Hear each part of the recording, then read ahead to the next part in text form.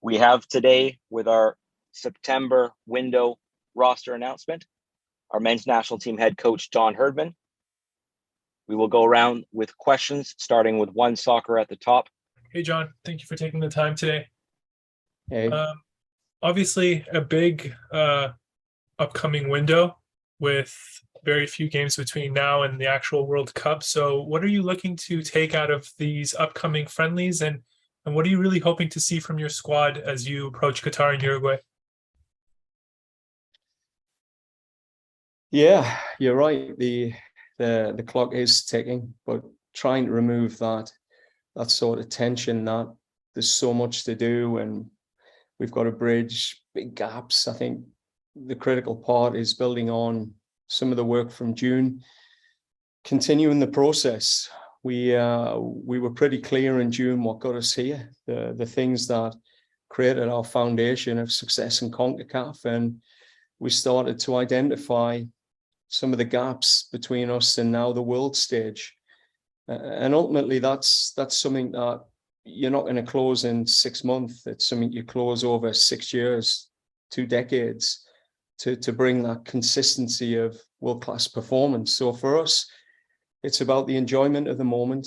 It's about recognizing that, you know, we're the first Canadians in a long time to go into this new terrain and to embrace that experience and not to feel like the sands of time are running out and, you know, we've got to almost overcommit to work, overproduce. It's just trusting a process, taking it step by step and closing certain gaps. And some of them gaps won't be revealed until, you know, we actually play a team like Uruguay, a really tough test, what I would describe as, you know, a tier 1 world-class opponent.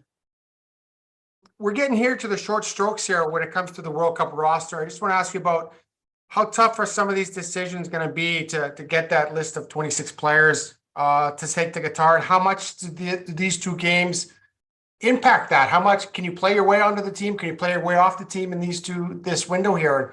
How difficult the decision is that going to be for you and your staff? I mean, these are always difficult decisions, you know. World Cup decisions back in 2015, the Women's World Cup was awful.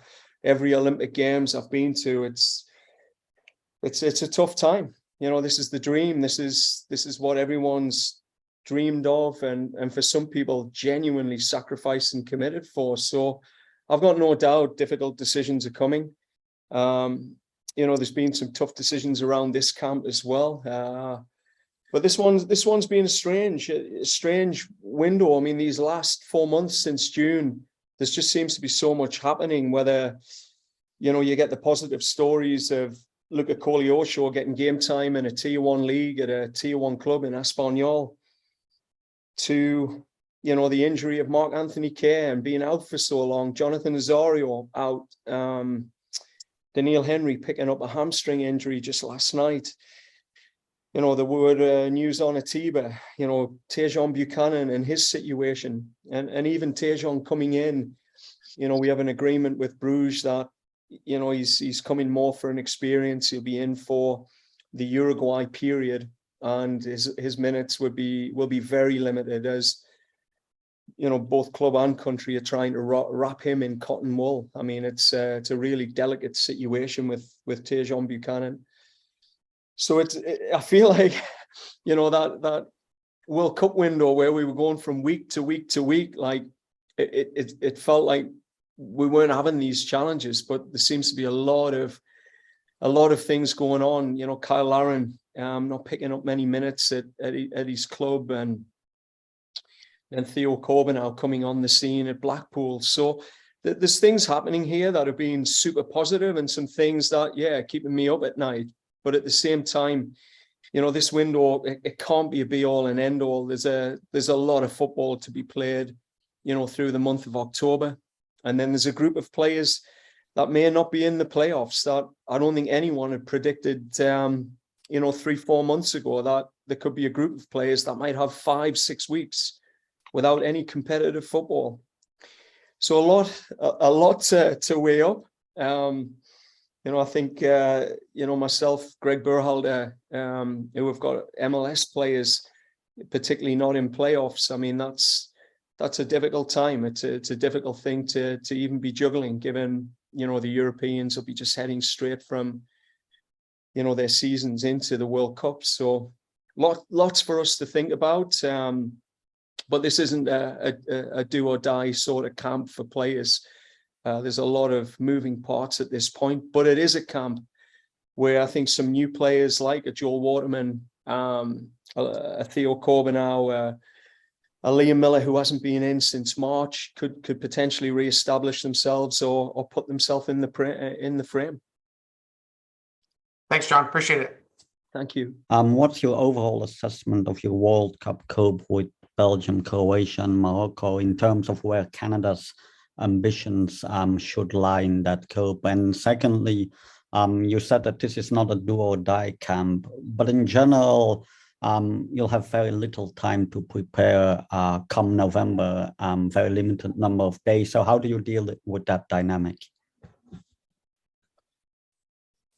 Yeah, I think to answer the first question, when you look at sort of Belgium, Croatia, they're on a top 5 in the world level with the players that they have. They have top level players. And, you look at a Belgium who've never been beaten by an underdog in over 6 years. They've only been beaten by 2 teams.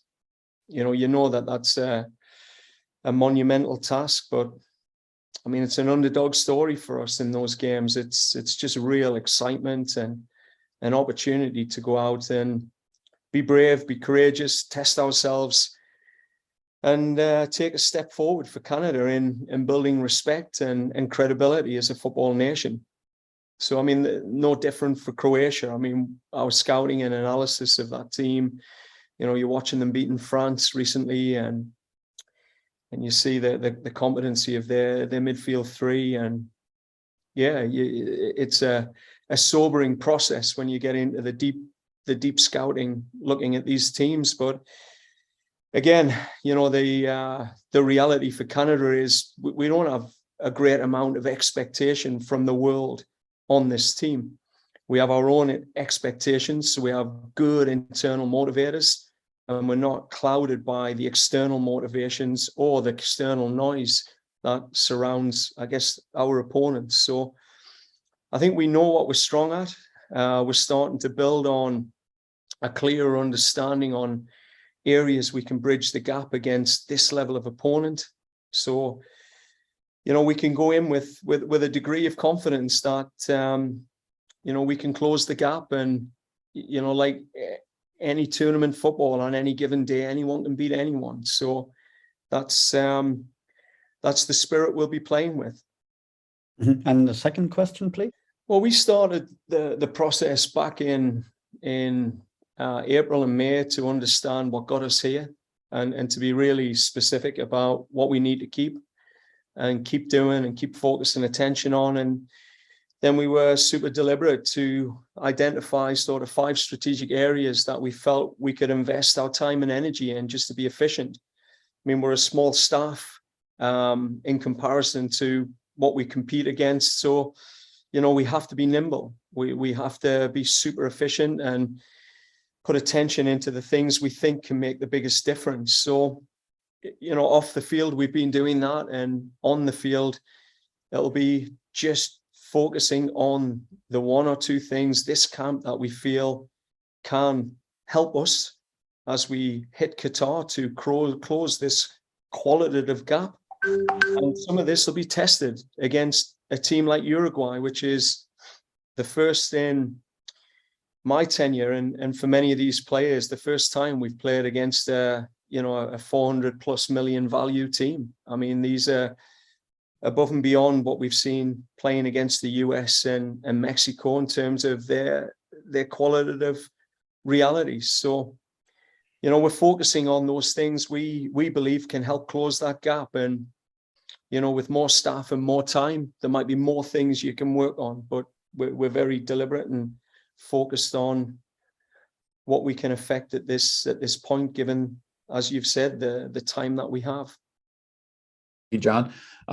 You talked about bridging the gaps and building on what you were able to build on in June. Looking back at June and how unusual a situation that was, what do you think you managed to accomplish in that window versus maybe what you could have accomplished with a full window, and how is that carrying forward to what is now a key window for this club heading into the fall? Yeah, good question. I think what we managed, and if you just talk about the off-field realities, I think we managed to, as a group, get some of the clutter out of the way earlier. You know, these things, when you look at the evolution of these national teams, when you haven't been to World Cups for 30 years, there's an evolution process to this reality of the game's moving forward now. The players, the teams moving forward, and the organization are going to move with it. So a lot of countries have had these issues, challenges, and had to deal with them at the World Cup. You know, the week before the tournament, the day before the tournament starts. So we've seen that through history. So for us, I think some of that was brought to the forefront early, which hopefully now gives us the ability to fully focus on the football side and be absolutely committed to only paying attention to the tactics and the team spirit and the things that are going to close the gap on the pitch. So I think that was a huge win for us in June. And then the other win is, while, you know, the players weren't on the field training, it gave us the opportunity to dive into more of the goal setting and to look at some of the off-field realities for this group to help them understand where we're at as a team and gain the buy-in to the reality of we have to do things different. Like moving into this new jungle, which is world football. You know, what we did in CONCACAF won't serve us as well as it will going on to this world stage, and being able to tell some stories around that, show the success of other teams that have been ready to do things a little bit unconventionally, and then also sharing the reality that, you know, in the last 6 or 7 World Cups, there's only 3 teams that have broken out of the group stage with the sort of 3 tier 1 players playing in those leagues in the world. So what you're saying is it's possible, but the facts are telling you that it's near impossible. So we've got to be ready to do things different. So we got time to do that sort of stuff, that if you're on the training field twice a day, you know, that stuff gets diluted. And so I think the message was really strong. Thank you. Thanks. You've got 10 forwards listed on a 27-man roster. What do these forwards have to do to kind of separate themselves from the pack ahead of the World Cup? Well, I think there's a couple of things. Like, Tejan will only be in for a period of time. So that's the first thing. I think you've got a reality check that there's some forwards that might not make the MLS playoffs. And therefore, that puts them in a bit of jeopardy around, you know, how they're going to manage themselves through a 5-week period without any competitive football. You've got some forwards that have literally just, you know, made a change in their clubs to get themselves more minutes, and, you know, their careers are going to be taken off again in the next couple of months, and some of them are out of favor at their clubs. So, you know, we've got a bit of a mixed bag in that group, and, you know, there's also some players that are in flank areas that we'll also be looking at in the wing back role, and, you know, looking at that tactical flexibility that they may take a spot in this team because they show the ability to provide us with cover at wing back, as well as, you know, in that wide forward roles that they would normally occupy. So there's a little bit of that testing going on this camp to see if, you know, certain players will buy into those roles.